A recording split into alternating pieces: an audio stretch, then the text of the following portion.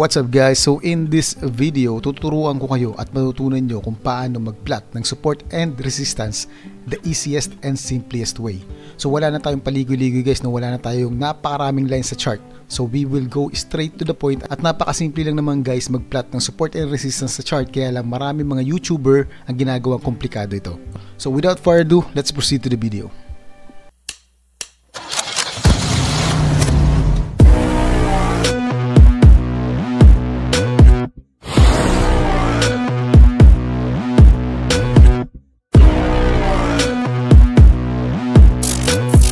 So marami kayong mga panood sa YouTube ng mga videos kung saan nagtuturo kung paano mag-plot ng support and resistance gamit ang napakaraming lines. Okay? So kailangan daw gawin ng lagyan ng lines dito, lagyan ng lines dyan, lahat ng mga areas na pwede mong lagyan ng lines, kailangan mong lagyan ng lines. And sa dami ng lines na nilalagay mo guys sa chart mo, hindi mo na ngayon maintindihan kung alin na nga ba yung tama. Kasi even if meron namang lines dito, binabasag pa rin siya. Okay? So I hope na iintindihan nito guys. So, and I hope na experience nyo yan. Even if meron na kayong nakalagay, naka-plot na lines dito, binabasag pa rin ang market. Okay? Sa video na to guys, ituturo ko sa iyo ang napaka-simplest and easiest way at lilinisin natin yung chart mo. So the easiest way to plot support and resistance is kailangan nyo lang guys is tandaan tong mga swing highs and swing lows na to. For example, this one. We have a swing high, we have this swing low, swing high, no? We have swing low, market structure. Okay? Yan yung tinuturo ko sa inyo guys, yung market structure. Kailangan nyo matandaan itong mga swing highs and swing lows na to kasi dyan tayo mag-plot ng support and resistance natin. Okay? So remove muna natin itong mga objects natin. So ganito lang gagawin nyo guys, no? Once nandito na kayo sa chart, hanapin nyo lang itong mga swing highs and swing lows na yan. So alin ba yung mga pinaka-obvious? So dito, kung nakikita nyo, we have an obvious zone sa area na to. Okay? Which is gagawin natin siyang ating support area. Okay? Diyan sa mga wicks na yan, that's our support area. As you can see, ilang beses niyang binasag. We have 1, 2, 3, 4 touches, no? And then nag-boom na siya pataas. Now, dito sa area na to, alin pa yung mga area na pwede natin markahan? For example, this one. Pwede natin itong markahan.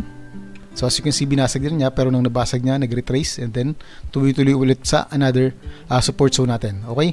Now, since nagkaroon na siya ng movement pababa guys, no, gagawin natin is i-remove natin to at i-adjust natin itong mga zones natin, which is yung support and resistance natin.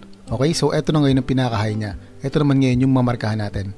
Alright? That is our resistance zone. And as you can see, no, kung makikita nyo, malinaw, malinis, no, na nilalaro nyo yung mga zone na to. And as you can see here, dito sa area na to, yung movement na to, pwede tayo mag-plot dito ng support and resistance like on a lower time frame. Okay? So pwede nating markahan tong mga lows na to. As you can see, ayun, no. Oh, by the way guys, if you want to become member ng channel na to, just click the join button below. For as low as 99 pesos, magkakaroon na kayo ng weekly technical analysis sa mga favorite yung currency pair every Sunday para pagpasok ng Monday, may idea na kayo on what to do and what to trade.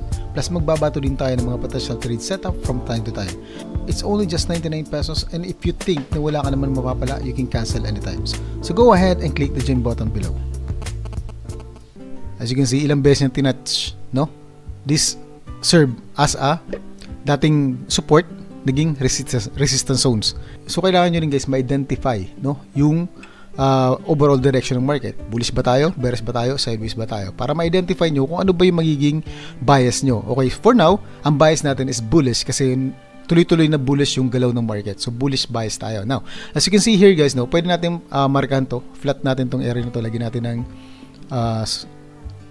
box dito. So this serve as resistance zones, and as you can see, nabasag yung resistance zones natin and umakit pa siya sa isang resistance zone natin, which is binasag din niya, and then naglaro siya dito sa taas na to, and then right after binasag ulit niya. Now this might be, etong binasag niya na to, this might be a retracement area sa movement ng market. Okay, kasi we are bullish. Now as you can see here guys, no, if i-adjust na natin to, since binasag na siya, tatanggalin na natin to, i-remove na natin para malinis yung chart natin. Eto na ngayon yung pinaka-low natin, which is will serve as our support area. Okay? Now, once itong price na to bumaba dito, no? Bumaba sa area na to at basagin niya yan, pag binasag niya to guys, ibig sabihin pababa na yung galaw ng market. Okay? Once binasag niya yan and then nag-retrace back sa area na yan, it means pababa na yung galaw ng market. Okay? So, yeah, but as you can see guys, no, this is just a retracement ng higher time frame or na movement ng market kasi bullish pa rin tayo. So we are anticipating na ang susunod na movement nito is babasagin niya ulit itong resistance zone na nilagay natin dito. Okay? Pwede niyang basagin to, no? Pataas and then mag-bounce back dito sa area na to. Again, one more touch bago magkaroon ng movement pataas. Okay? So yan yung mga babantayan niyo sa market. Now, vice versa, kapag itong sa baba binasag, ibig sabihin magkakaroon na tayo ng movement sa baba kasi nagkaroon na siya ng break of structure po ba. Okay, so ganun lang guys, no? That's it for this video. So as you can see, so sobrang linis lang ng chart natin. So kailangan talaga guys, simplify nyo lang yung pag-trade nyo. Hindi nyo kailangan gawing komplikado or napakaraming indicator sa chart nyo, napakaraming lines. So kailangan nyo lang i-simplify yung pag-trade nyo or pag-check nyo ng market para mas magiging malinaw sa'yo kung nasan ba yung overall trend ng market. Kasi kapag marami kayo guys na lines or indicators sa chart nyo, marami kayong iisipin, no? Gawin nyo lang siyang naked, okay? Trust me guys, subukan nyo naked chart. Forward test nyo for 1 week, 2 week, it's totally up to you. And makikita nyo ng malinaw kung paano nga ba gumagalaw yung market. Okay? And this will be a huge advantage sa pag-trade nyo. Okay, so that's it for this video guys, no? And thank you so much for watching. And again, na-miss ko kayo guys, no? Matagal tayong bago nakapag-create ng new videos. And akala ko hindi na ako mag-create ng video, kaya lang na-miss ko kayo. So sa mga hindi pa nakaka-subscribe guys sa YouTube channel ko, make sure to hit the subscribe button and notification bell icon para like kayong ma-update sa mga latest videos natin. So God bless sa lahat and happy trading.